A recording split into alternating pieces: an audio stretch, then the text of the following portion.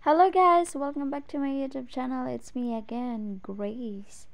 Ayan, ang nakikita nyo ngayon ay naglalagay tayo ng itlog dito sa incubator. So, para mapisa nga yung ating mga na-harvest na itlog, ilalagay natin dito sa incubator. Ayan, may dalawang sisi na napisa. Yan ay ang purong Brahma. Ayan, ang cute niya. Ang cute nila.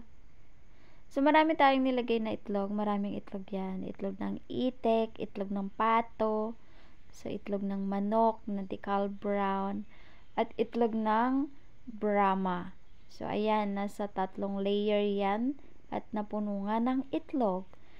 At sana nga mapisa lahat yan. So, maaabangan natin yan after 29 days. 21 days ang itlog ng mga manok at ang itlog ng itik at ng pato ay 29 to 31 days. Mapipisa na yan sila.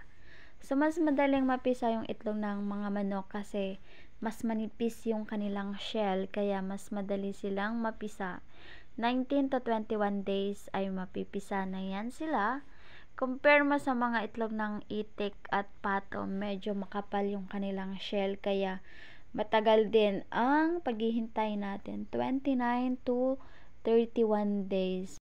So, ayan muna ang ating for today's video. Maraming salamat. God bless everyone and happy farming. Bye!